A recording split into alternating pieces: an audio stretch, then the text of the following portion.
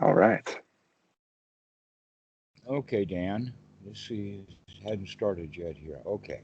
Okay. So, well, Dan, the as we were saying right before we turned the recorder on, congratulations for beginning to get things correct.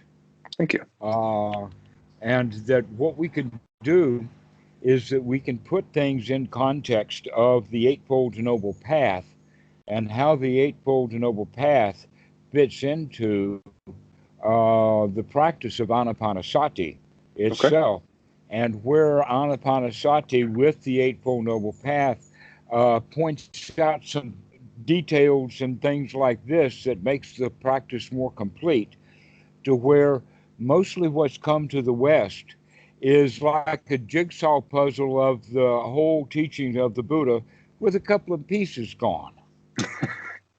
Yeah. Very much like a Leroy Brown version of the Dhamma has come to the West. I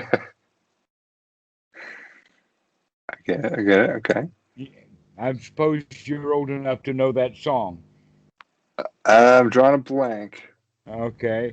Uh, uh, he's like a junkyard dog, a jigsaw puzzle with a couple of pieces gone. Okay. Yeah. There we go. Yeah. Is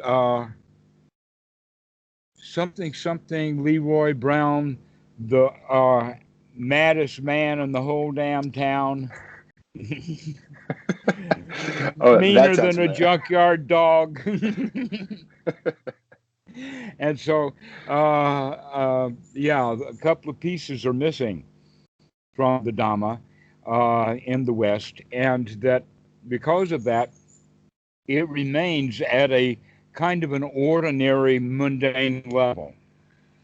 Hmm. And to give an example of that, that the Buddha would actually state, and in fact in the suttas it specifically does state as examples of what is mundane right thought, is thoughts of renunciation, thoughts of kindness and goodwill, and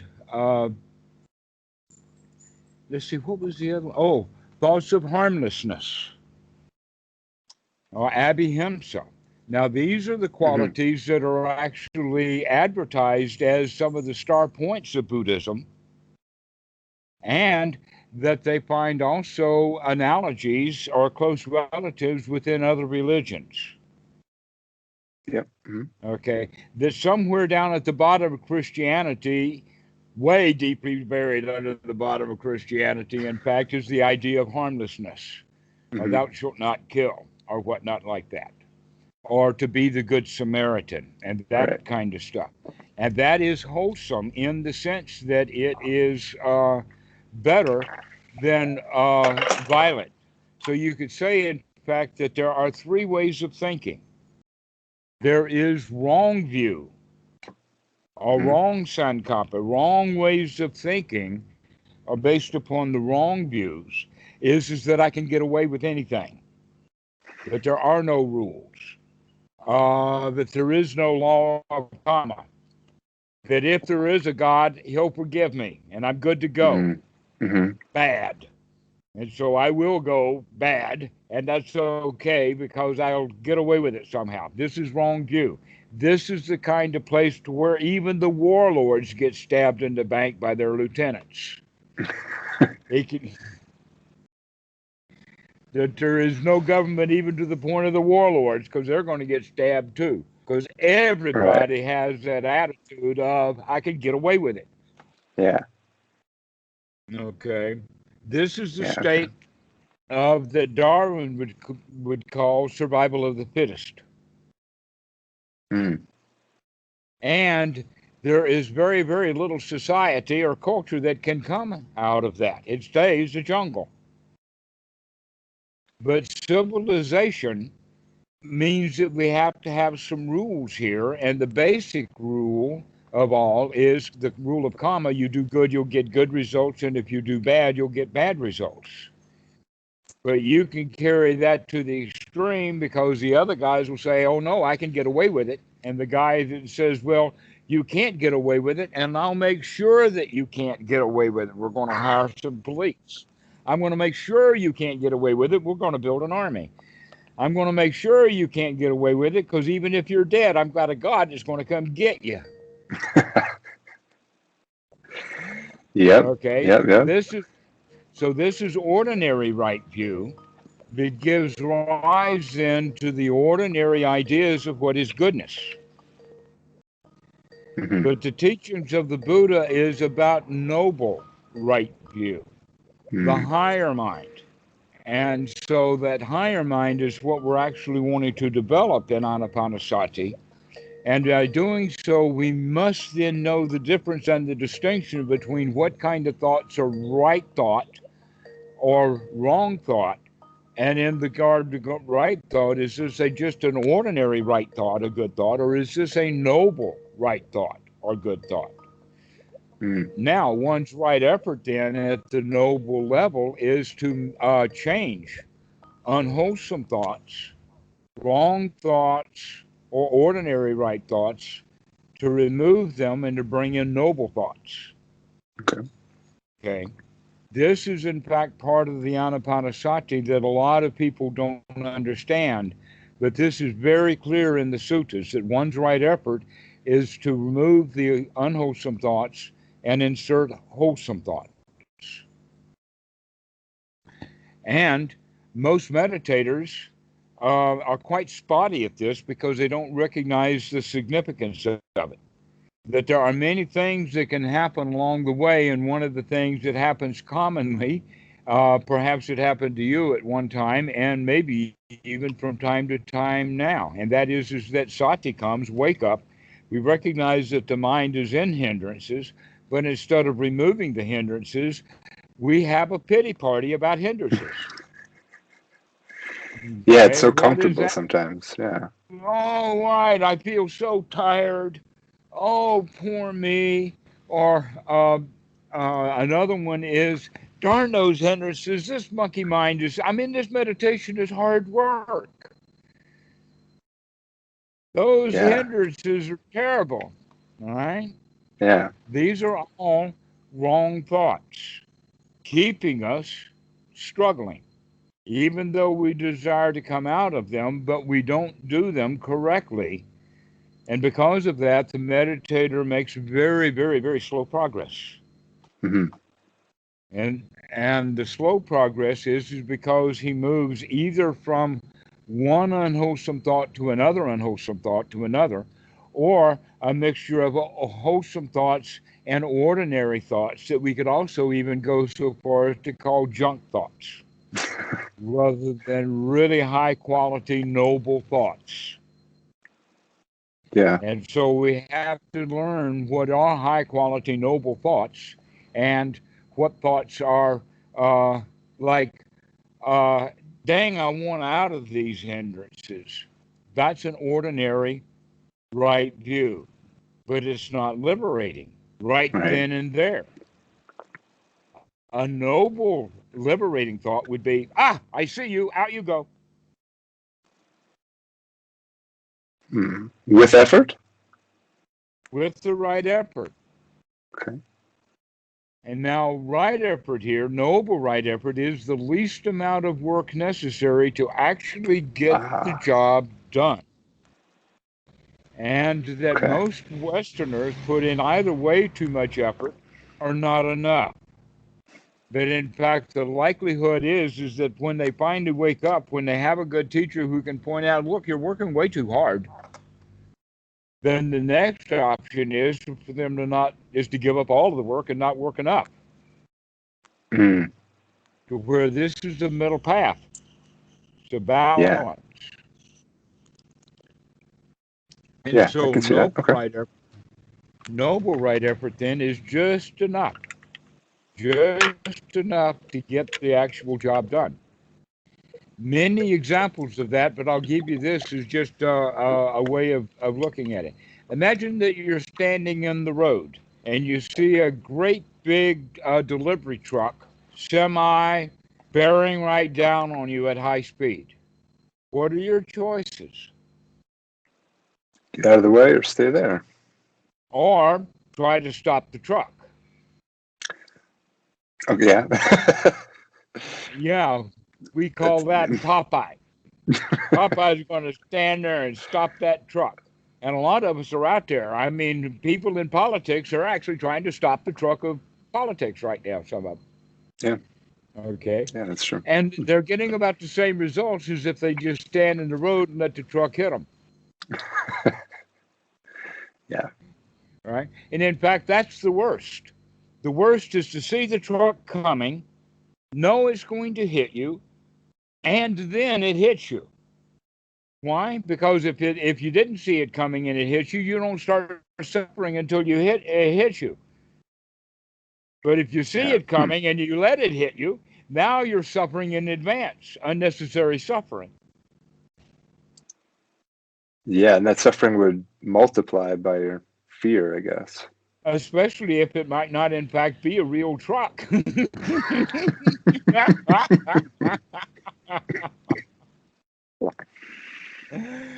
And so you were right, though. Excellent. Right answer is you step out of the way, because that's, in fact, the least effort. Yeah. The least amount of effort that actually gets the job done. What's the job got done? I didn't get run over. I didn't get hit. I'm fine. I'm good to go. I'm okay. No dukkha. Yeah. And I'm satisfied. So that's one's right effort, is to just merely stand out of the way, or just merely change the thought that we're having from an unwholesome thought into a wholesome thought. Because if we have that unwholesome thought in the mind, the likelihood is the next mind moment is going to be yet another unwholesome thought. And that might go for days or hours for some people. One unwholesome thought after another after another. Yes, the spiral. I'm familiar. Okay, so what we then have to do is that we have to, with sati, in the Eightfold Noble Method, we have 4 important things. The Eightfold Noble Path, we boil it down to 4 of them because we're not going to work with Sila at a beginner's level here. We assume that you already have basic enough Sila, at least when you're sitting with your eyes closed, that you're not killing people then. And if you are, still it's just a thought. So let's parry the path, or the Eightfold Noble Path, down to the basics to get started. Okay. And that is right view, that I just talked about. Wrong views, right views, and noble right views. With that, the most important one is sati, because sati is a skill to be developed, and that all of these things are skills to be developed. And that if we don't remember to develop the skills, then we won't develop them. And if we have developed the skills and we don't remember to put them in play, then it's like we didn't develop them at all. Yeah. In that regard, sati comes first. It's the first thing that happens. And the way that I would define sati would be wakey, to wake up. To wake up and basically to wake up and smell the coffee. No doubt you've heard that. Well, that's actually turn your senses on. Wake up enough that you can actually be here now enough to actually smell the aroma of the coffee. But then you wake up all the senses, especially the body, so that we can actually be here now. To wake up and be here now. That's what sati is all about.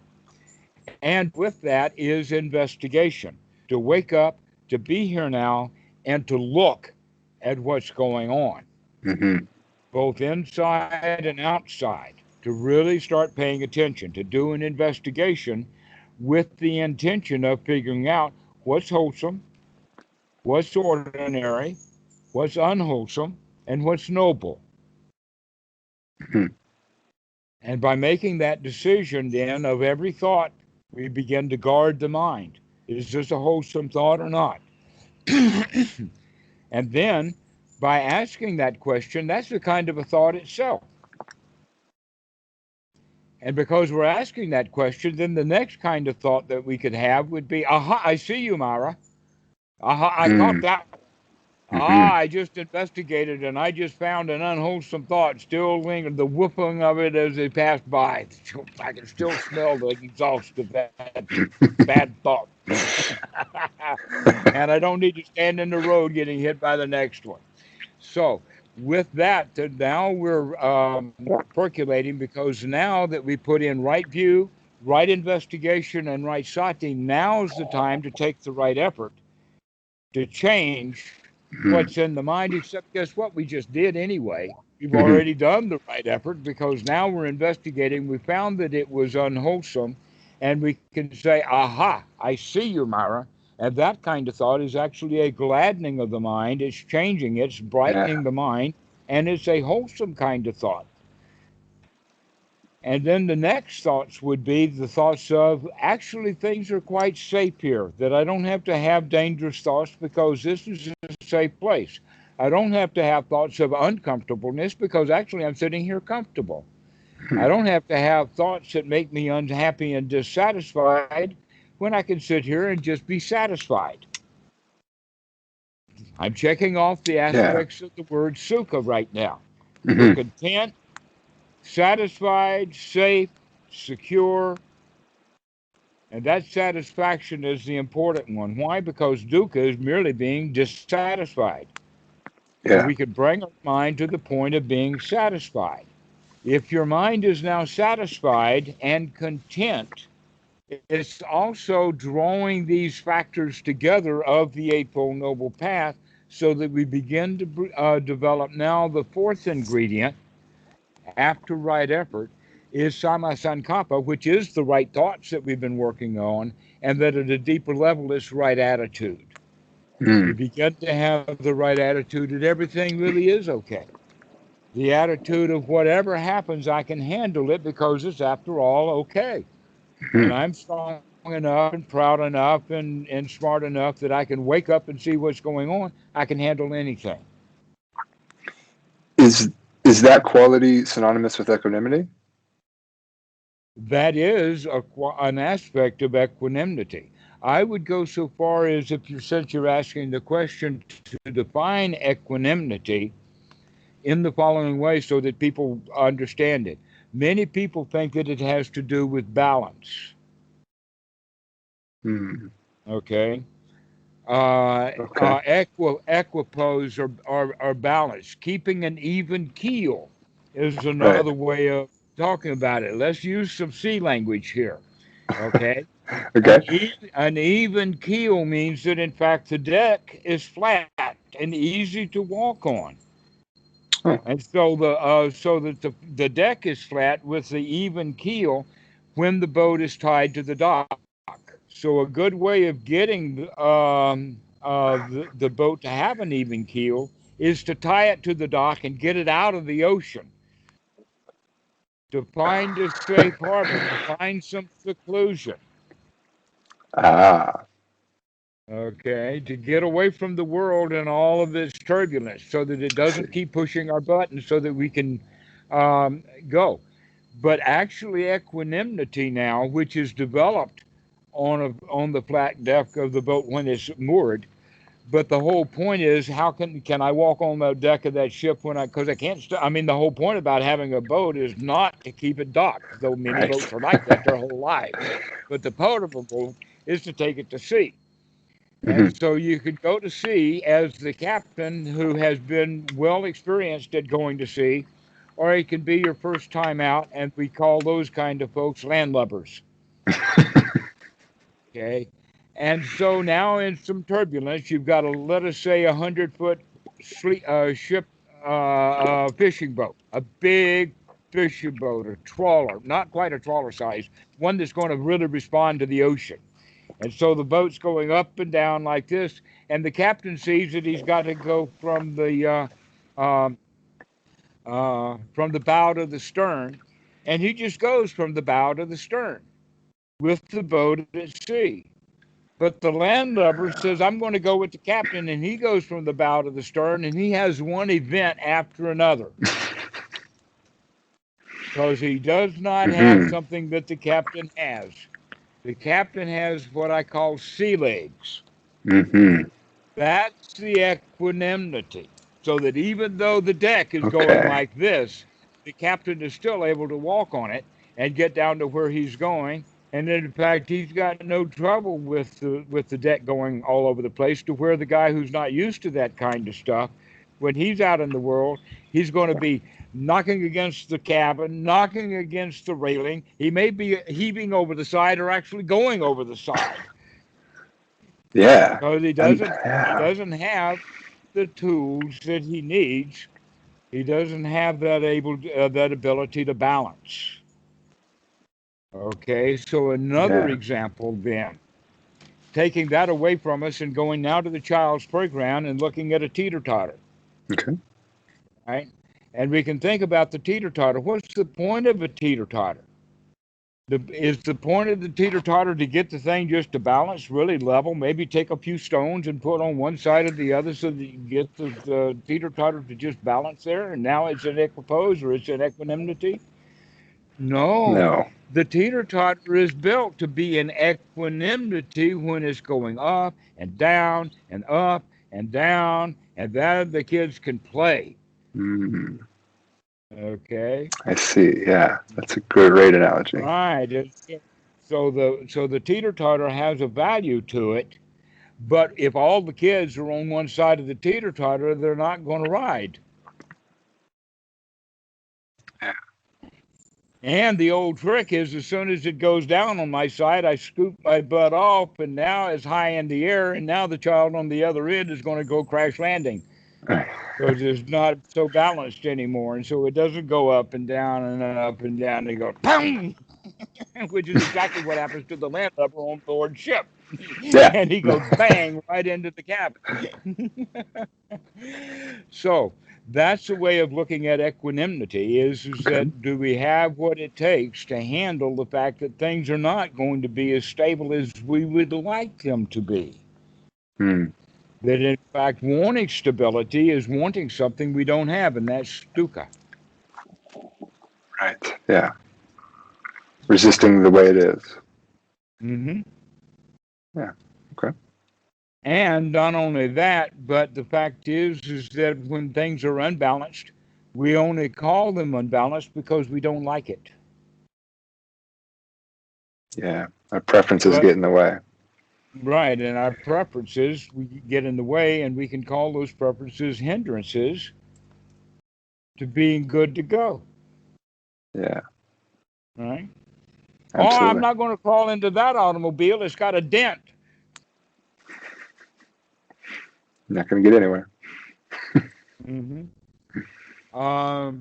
So what the practice of anapanasati is over and over again in this present moment, to wake up, to remember, to look at what's happening in the mind, and generally we're going to find hindrances.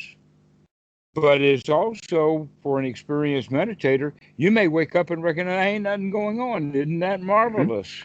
And that's the Mm-hmm. thought. Ain't that wonderful? And that's a very wholesome thought, that things are already okay. All right. But we're not okay. What are we? We're critical. So I'd like to introduce, and we'll talk about it a lot later, but when a mother gives birth to a child, the first thing happens is the bonding. Mm-hmm. And then along with that bonding comes nurturing, and the child must be nurtured or it'll die. Mm-hmm. But after a while, because the mother is living in society, she can't stay with nurturing all the time. She begins to start relying upon the child. Bring me that diaper, hand me that broom, help me out, do your part. Mm-hmm. And by the time the child is 6 years old, is sit down and learn your ABCs. Drop that cell phone and do your homework. Clean up your room. And now the whole thing has changed from nurturing into critical. And Mm. so now Yeah. the child is learning to live in a critical world, the critical world that mom grew up in first, as nurtured when she was a babe, and then she was turned critical by her parents. And so she's training her children to become critical because that's what the society expects. I mean, after all, we don't want any freeloaders now, do we? Hmm. Very interesting. Very interesting, right? So we come up with this thing called a critical mind, which is quite unwholesome because that critical mind is looking at things as good and bad, and the good we want, and the bad we want to get rid of. We want to increase the good. If we see it, in fact, here's the point. Down to the basics of the Anapanasati, of Paticca Samuppada, there's a thing called Vedana, or the feelings, and those feelings at Hmm. this basic level is the feeling of liking. I either like it or I don't like it. This is what, when it goes wild, it gets polluted. But if it is done wisely, then you can just appreciate that there are things you like and things you don't like, and that's okay. That's just it. You just leave it at the level of that feeling. And in fact, because you have such wisdom, you can actually change the way that you feel about it. Hmm. Because you can change and have a noble attitude that you don't have to dislike it or like it. You can genuinely accept it as a friend in a more Yeah. higher, noble way. Okay, so this is changing it then from critical to nurturing. Hmm. That critical is good or bad, yes or no, judgments, bars to crawl over, goals to reach. And it also becomes very future oriented or past oriented. In other words, now you get the benefit of something that happened in the past, or now you got to do something in order to get the results in the future. But with Right. Anapanasati practice, we're practicing for things right now Now. happen. The now is the doing, and the now is the result of the doing. Hmm. So Yeah. we're talking about split second timing, not lifetimes timing. Right. Right. Yeah, that makes sense. So wanting for something that we don't have and longing for something that we don't have is dukkha.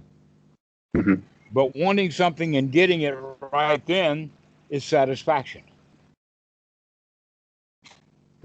Yeah, I agree. Okay. So if we keep our mind wholesome enough, then we only want things that are immediately available, continuously bringing us back to a state of satisfaction. Yeah. That cannot be done with a critical mind because the critical mind is always going to want what it likes and wants to kill what it don't like, which Yeah. is an action that needs to be done in the future. And I have to, with liking and not liking, have to postpone my gratification. But if I'm nurturing, then I get the benefit of it right now. Hmm. Yeah, and And that so benefit. that's, Yeah. uh-huh. That, And so now we can go into it in the sense of the wrong view would be, no, I don't like it. An ordinary right would be, yes, I like it, I want it. And noble right view is, everything is okay, everything is fine, I'm already satisfied. I don't want anything, and I don't have to judge anything to find out whether it's right or wrong, or up or down, or good or bad, or even that I like it or don't like it. Or I'm yeah. nurturing now. Completely, I nurture. I don't have to choose what to nurture. Yeah, that's interesting. The universe decides what you nurture. Well, we could even go so far as to call it fate, Hmm. and or we can call it what's happening. Hmm. But whatever's happening is always happening right now, and Yeah. that's how fate is to be seen. Most people think that fate is a long-term thing, rather than your fate is what's happening right now. This is your fate. Ooh, I've never thought about it like that. Yeah, the fate is emerging every moment. Every moment, this is your Ah. fate. It's not something way out in the distant future that you'll have to deal with. You've got to deal with it right now.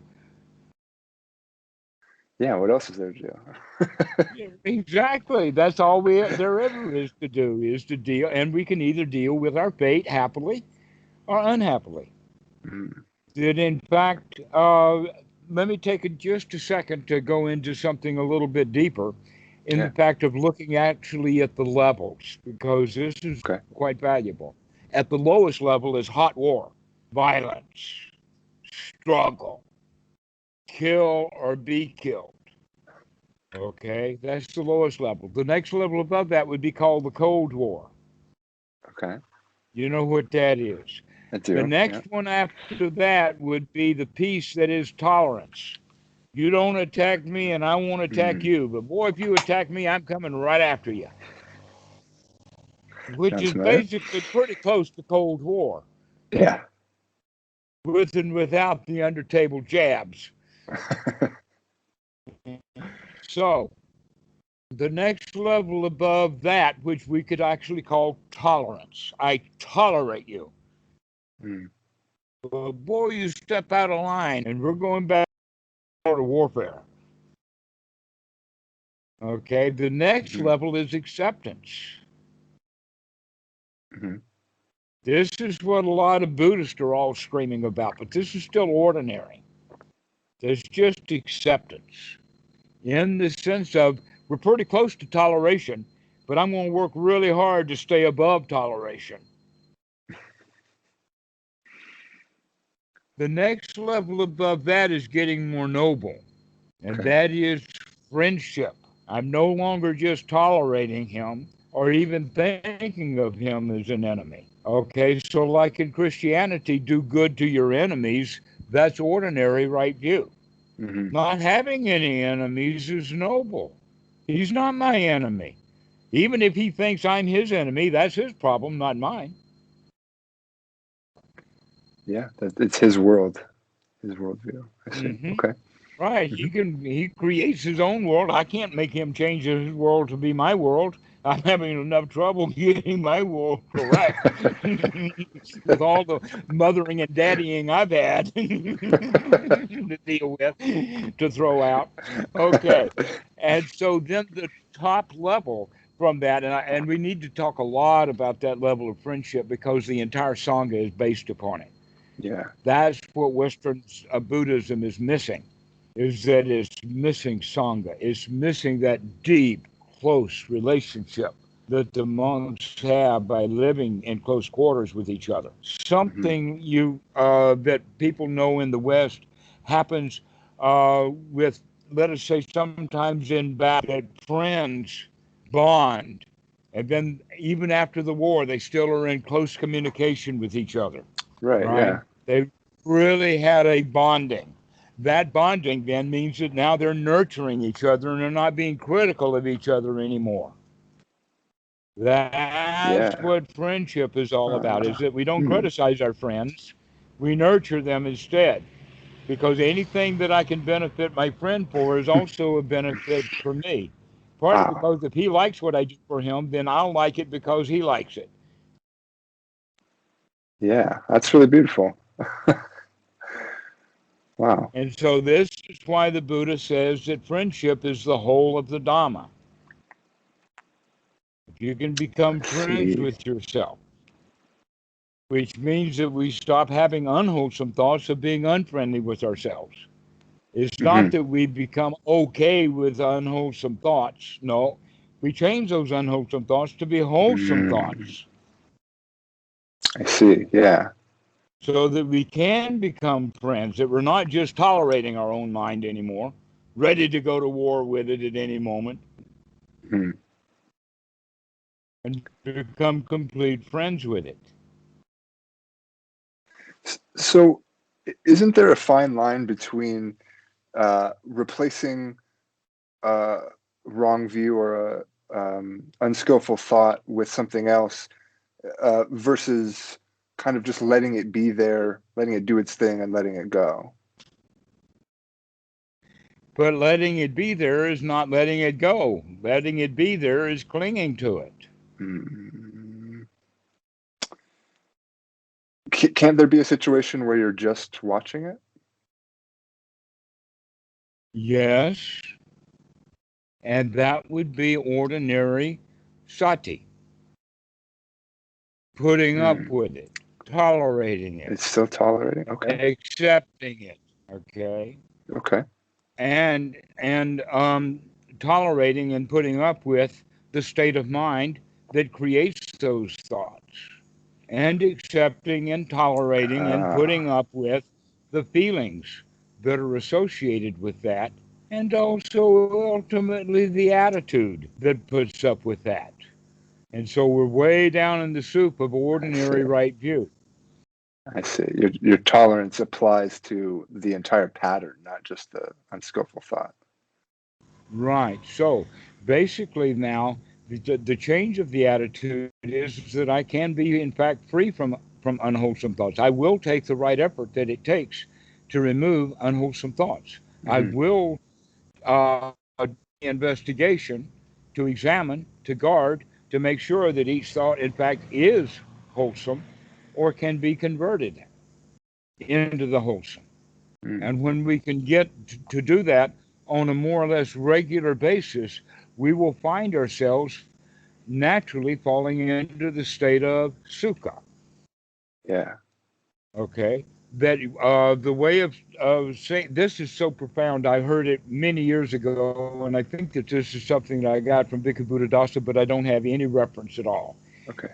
But what he said, I think, was is that we have for our whole lives talked ourselves into feeling bad. Now is the time to talk yourself into feeling good. Mm. I like that. That sounds Okay. great. To talk yourself into feeling good means to have right, noble, wholesome thoughts. And that will be then the talking that you do that talks yourself into being in sukha, to being in the Hmm. state of relaxation and peace and happiness and contentment that then brings on a higher state of acceptance. Beyond That it's friendship? not just acceptance, pardon? Beyond friendship? Like higher than that? There is a state higher than friendship, and that we don't talk about it much, but I will introduce it to you in Latin. The Okay. Latin phrase is amor fati. Now, here the Hmm. word fate in Latin actually is the word for fate, is what's happening. Okay, and amor, you Ah, already know, probably if you know love. anything about Yeah. Latin, is to be in love with what's happening right now, to be Oh, in love wow. with this moment, is to be really, really full. Mm. So when you open the door for your friend, it's not just he's a friend and acceptable to walk in the house, but he is given a warm hug. I'm glad to see you. Yeah. That's amor fati, to be really, really in love with Mm. what's happening. That this is nice. This is really wonderful. What a wonderful day. Yeah. Yeah. Yeah. And that kind of feeling also is the feeling with Titi. What a wonderful, Mm. marvelous situation this is. I have gotten myself into such a nice state. I'm the winner. And so it has the quality of congratulations, has the quality of Mm. arrival, that the job is done. Hmm. And this present moment is the goal, if there was a goal. And here is the result of that fruit. And isn't this marvelous? Because I'm now in love with this present moment. Is that actually the end, or it just feels like the end? Well, if you can do that, why do you want an end? You're Yeah. already Yeah. really satisfied. Why do you want more? Yeah. Magical No, I thinking, agree. no Yeah. doubt. Right, right. So we have to recognize that if I'm really, really satisfied with what's happening, I don't need any more than that. Let's put it Hmm. like this. Let us say that there is something out there that the Western Buddhists talk about, think about, and kind of define, and we're going to label that thing called enlightenment Hmm. or arahat, or because that's where it is used Hmm. also. Okay. Now, if the arahat still has issues that he has to go to a psychologist for, or If the Arahat has to redefine what he means by Arahat so that he makes sure that he fits into it, I'm then following. Mm-hmm. that this is different than being absolutely satisfied with this present moment. For instance, if Right. you're really, really satisfied and got everything you need, then why would you want to be also, besides completely satisfied, enlightened? Why should I also want a title, Arahat? Mm-hmm. Because I'm already good to go. I've already got everything that I need. I've collected Yeah. everything that's needed and useful together. And this is what is called the unification of mind. When the mind becomes whole and unified, then our sila Mm. becomes perfect because we don't want anything. If I don't want anything, then I'm unlikely to kill anybody for it. If I don't want anything, I'm unlikely to even hit him for it or try to take Right. it away from him, or even talk trash about him Yeah, because I that don't totally want makes sense. anything. Yeah. Yeah. So when the mind is noble, we're good to go. Everything's okay. So isn't all of that first jhana? Yeah. But aren't there 8 jhanas? Like why continue if we've got what we want from the That was first? why that was the awakening of the Buddha. By the way, there's not 8. There's 4. Okay. 1, 2, 3, 4, and it talks about them 1, 2, 3, 4. And when it's discussing the fourth jhana, it's just discussing aspects of it, and it tells you that these are aspects of the fourth jhana. And somebody has come along to these aspects and labeled them 5, 6, 7, and 8 as if they were separate Ah, jhanas, rather than actually being aspects of the fourth jhana. okay.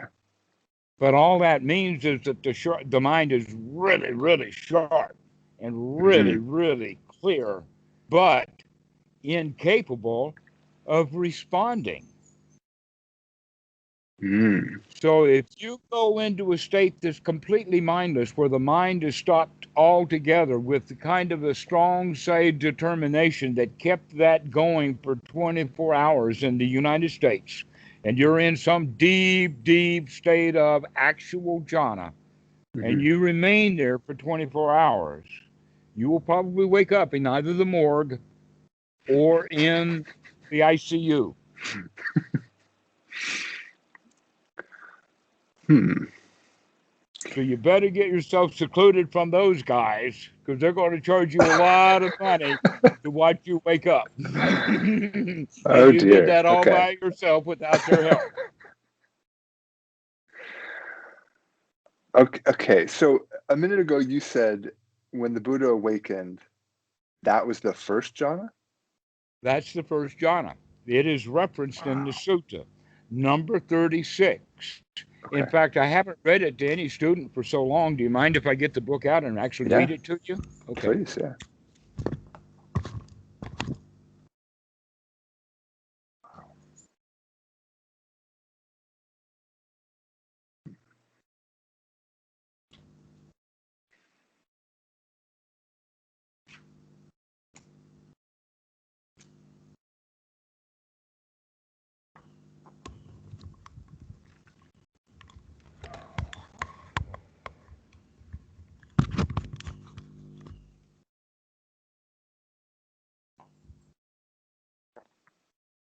I thought, whenever recluses or Brahmins in the past have experienced painful, racking, piercing feelings due to exertion that is the utmost, there is none of this, that whatever recluses and Brahmins in the future will experience painful, racking, piercing feelings due to exertion, this is the utmost. There is nothing beyond this. And Mm. whatever recluses and Brahmins have at present experienced painful, rackling, pierceful feelings due to the exertion, this is the utmost. There is none beyond this. But by this racking, piercing practice of the austerities, I have not attained any superhuman states, any distinction in knowledge and vision worthy of the noble ones. could there be another path to enlightenment? In other words, the Buddha here, that's when he was really skinny because he was practicing the austerities and he was so good at it that they thought that he was marvelous at being so good at it. And he's pointing out here that he was the very best, that there, even into the future, there's going to be nobody that can practice austerities and hurt themselves as much as I've hurt myself. And yet Yeah. I didn't get anything out of it. Wow. Yeah. And he did that after he did jhanas, which he came to the same conclusion with the jhanas, that no matter how much someone practices, I've gone as far as a human being can go in the practice of the jhanas, and I come to that same point. I have not attained any supernormal states, any distinction in knowledge and vision worthy of the noble ones. Could there be yet another path to enlightenment? So are you saying that he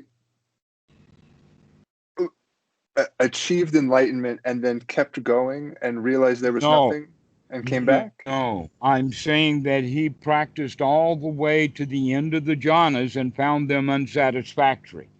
And then he went and practiced the austerities to their absolute end and found them also unsatisfactory. Okay. I recall that when my father, the Sakyan, was occupied while I was sitting in the cool shade of a rose apple tree. Have you ever heard of the rose apple tree in reference to this? This is it.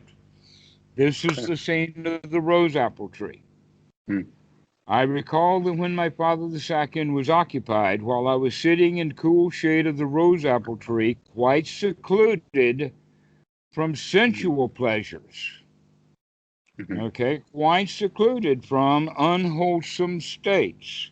I entered upon and abided in the first jhana, which is accompanied by the factors we've talked about, applied and sustained thought with rapture and pleasure. That's the sukha and piti, born of that seclusion from the hindrances. So he's actually redefined the first jhana here to make sure you got that he's talking about the first jhana, period. We've got it. There's all 5 factors sitting right there in front of it.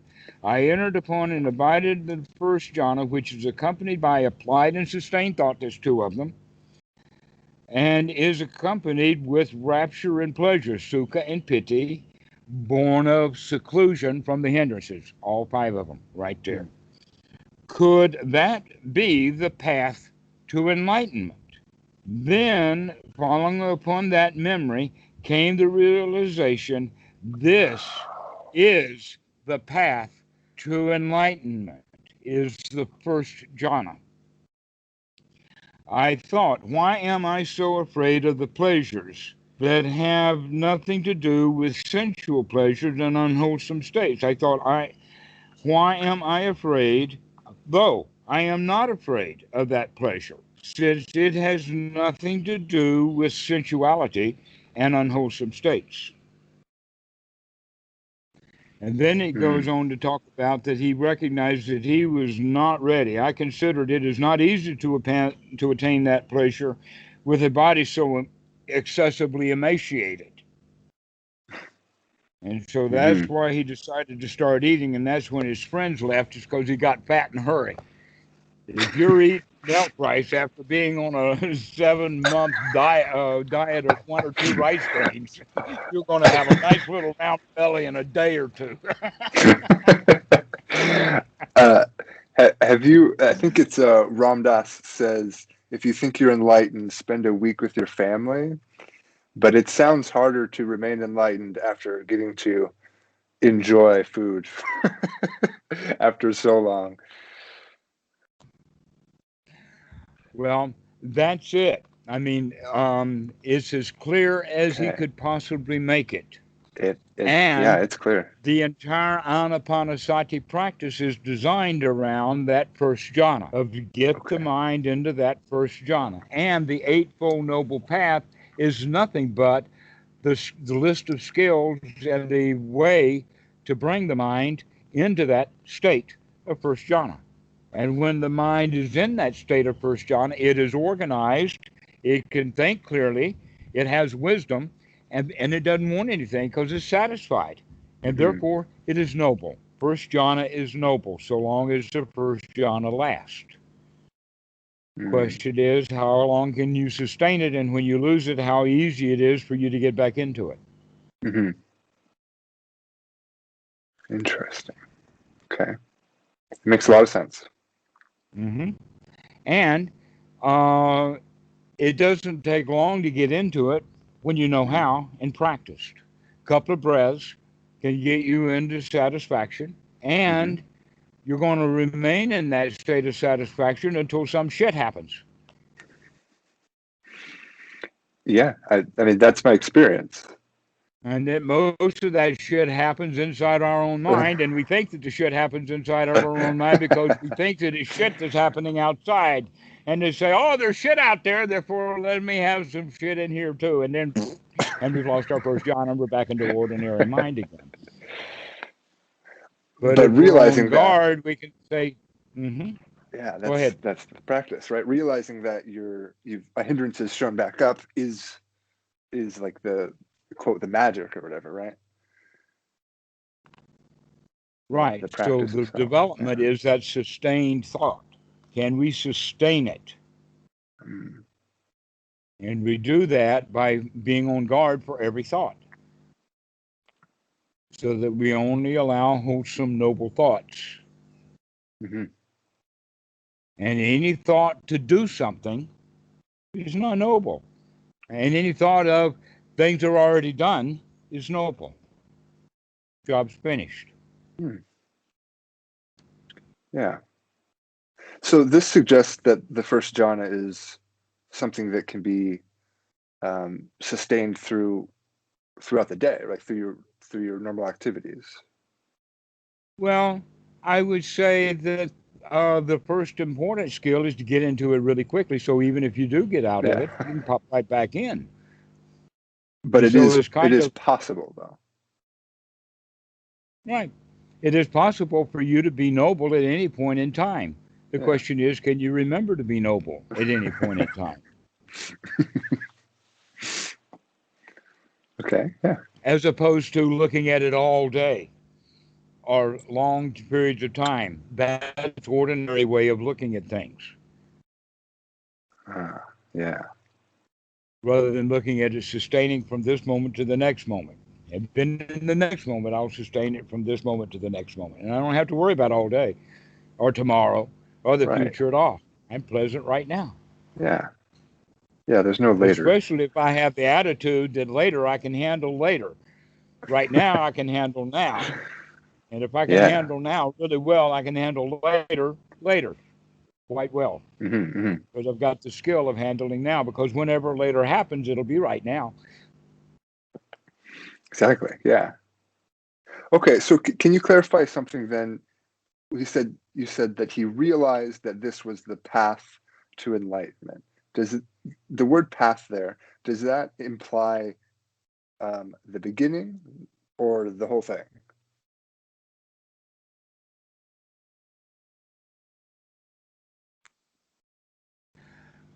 If we were going to be the beginning versus the whole thing, the beginning would be the development of the skills, and the whole Mm. thing would be developed skills. Okay. I guess that my confusion is that my understanding or what I thought was that you had to progress through all of the jhanas before I you could even know consider. there's And some dirty, dirty people out there that are grasping and clinging for things they don't have. so that is actually just false. You don't need to go through all the four necessarily. If you were satisfied with the first jhana, Oh, yeah. Okay. then the higher jhanas are just toys to play with. Okay. That's wow. Yeah, that's incredible, actually. Right? And so the jhanas are just something to do when you've got nothing better to do because you got nothing to do. So you might as well do nothing very well.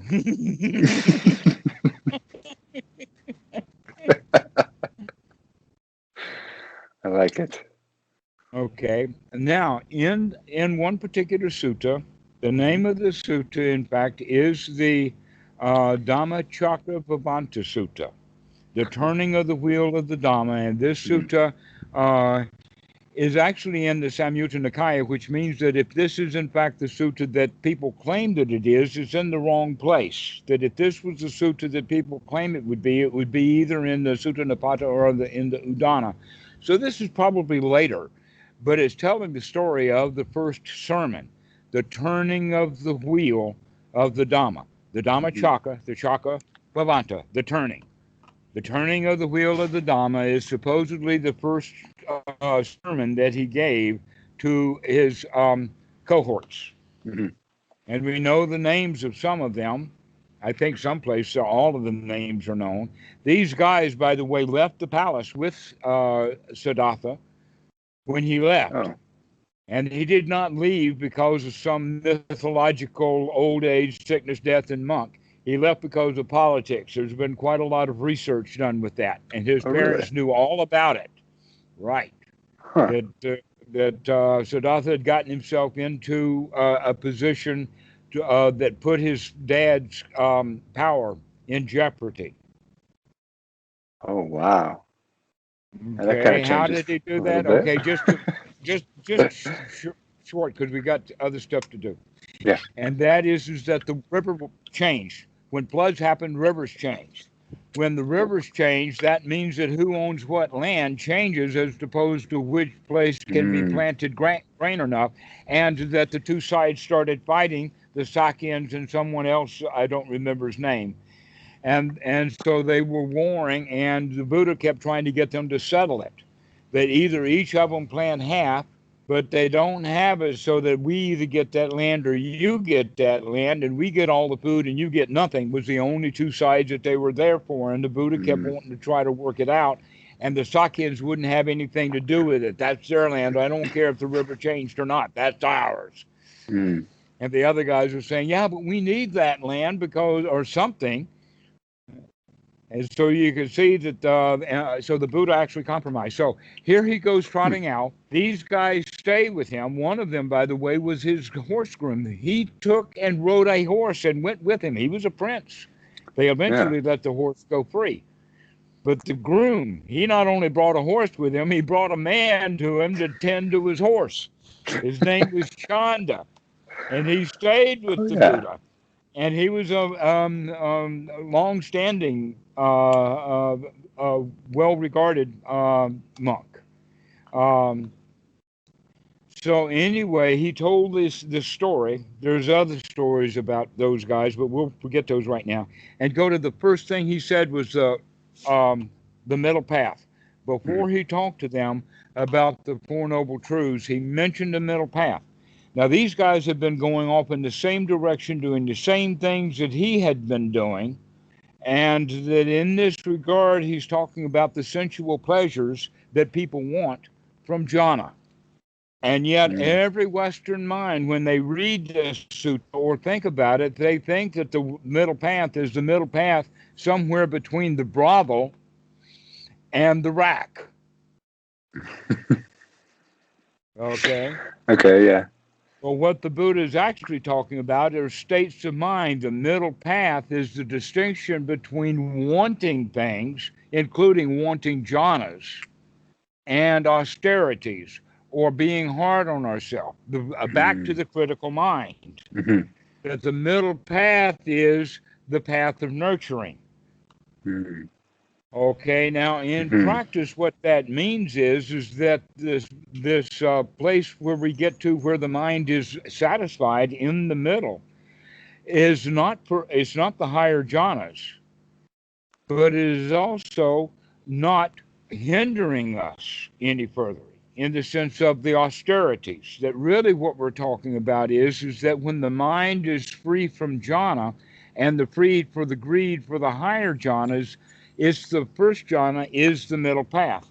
In the sense that if you actually fall out of the middle path, you're not falling into another middle path. If you fall out of first jhana, you fall into Yeah. hindrances. All right. So the actual Yeah. middle path that the Buddha is pointing out is the path of first jhana, but it's actually can be seen that way in the sutras in the Pali, but the translations into English miss that point. Wow. Yeah. That the Okay. middle path is actually the path of first jhana. Wow. Is to Okay. not go one direction or the other, just to stay in this steady state of everything is okay. Yeah. Just being with this. Yeah, Wow. just being in love with this moment. What's happening?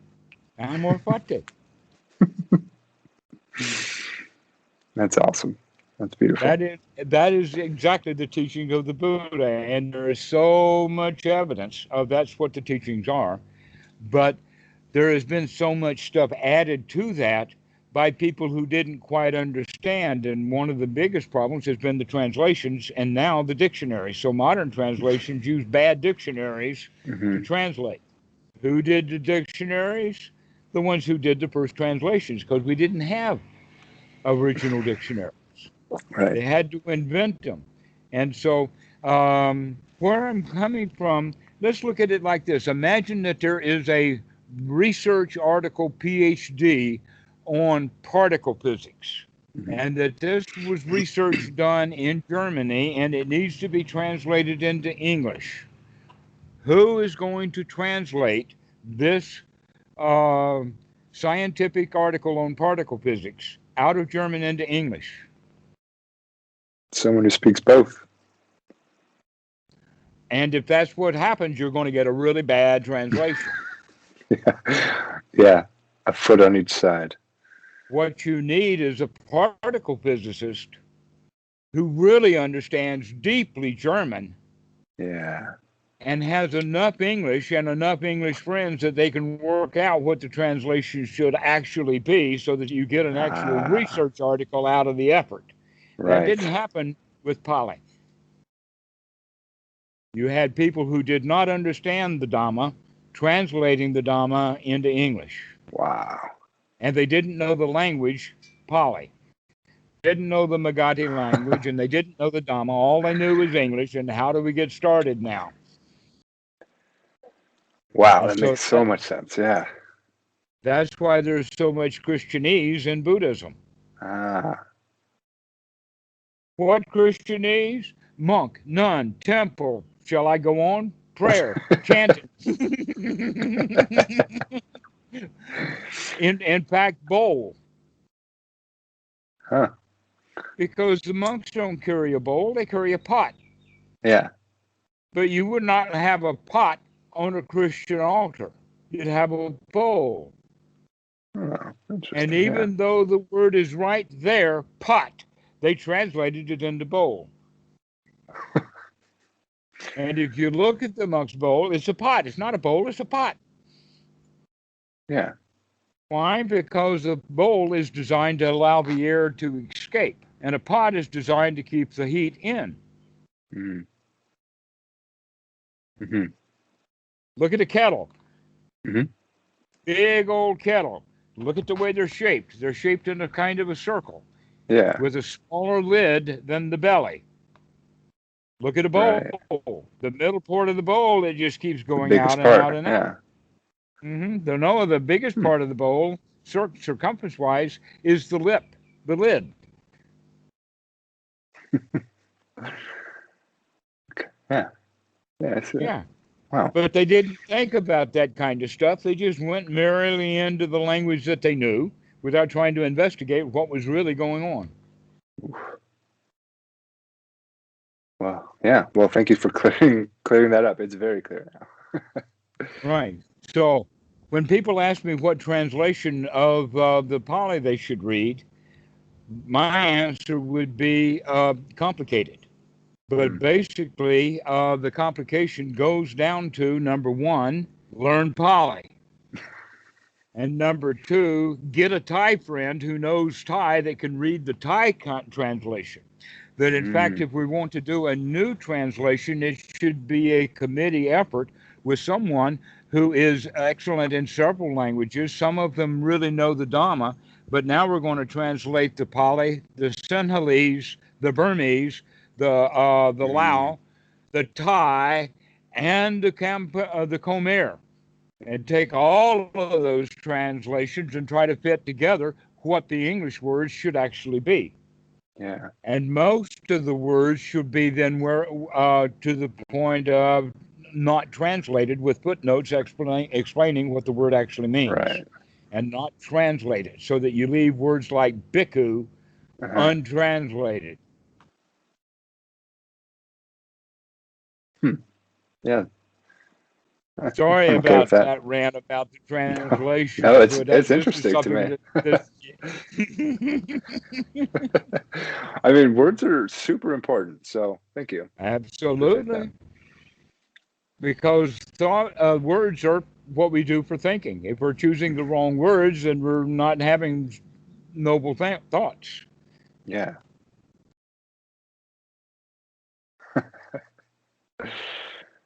Wow. Wow. So let's finish this up with Yeah. the point about how to practice. The point to it is to start investigating the mind to make sure that you have wholesome thoughts.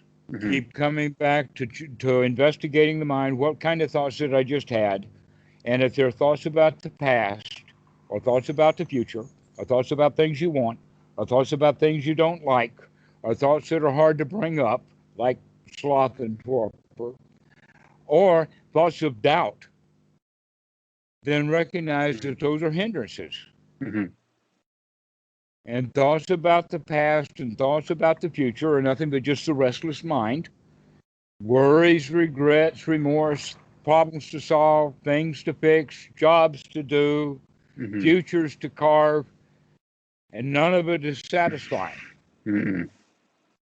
And so we take those thoughts and say, out you go. And I'm going to have thoughts about, wow, what a nice moment this is. Well, I'm Hmm. glad I don't have to think about that stuff right now. I could just relax, take a deep breath, Yeah. and just relax and Hmm. be comfortable. And with Abide. those That kind uses of that word a thoughts, you lot, right? can, yeah, to abide in pleasure.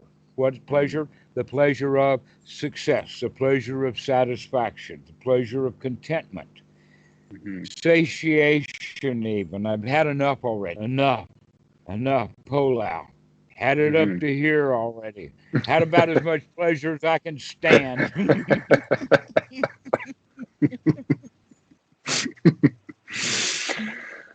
Okay. Okay. Yeah. So this is how we practice, is to make the mind glad and to brighten it up. Allow yourself to feel really good. When Hmm. you get to the point of you know that you this feels good and that you did it and that you're successful, make note of that. With the point is that I can do this again. Hmm. I could do this again. I got to start myself into first jhana this time. I can do it again. Right. And that's the skill to be developed, that skill of success. Yeah. And knowing that I can do it again removes any reason to cling on to it now. Now, right. I know I can do this again. And we make note of that rather than later not making that note. We want it. We grasp and cling it. We try to get that thing again rather than Uh-huh. recognizing how easy it was to get it the first time. Oh, yes, that's right. Oh yeah. There it Yeah. is. Yeah. Oh, yeah. I don't have to Yeah. want anything anymore. It's that easy to do.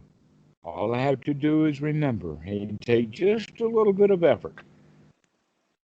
Yeah. It seems too easy, but It is too easy. That's why people don't do it. yeah. Too good to be true until they try it. Oof. Beautiful. All right. Well, like I said before, I've had about as much joy out of this conversation as I can stand. But I really have enjoyed it. I've really Me enjoyed meeting too. you, Dan. I Me hope to too. see you again. Thank you so much, Dhammarato. Okay. When will you call again? I will call you again, maybe next week. All right. Once a week sounds good. Thank you so much. Okay. Go practice. I Practice will. wholesome mind. Thank you so much. Okay. We'll see you. Bye.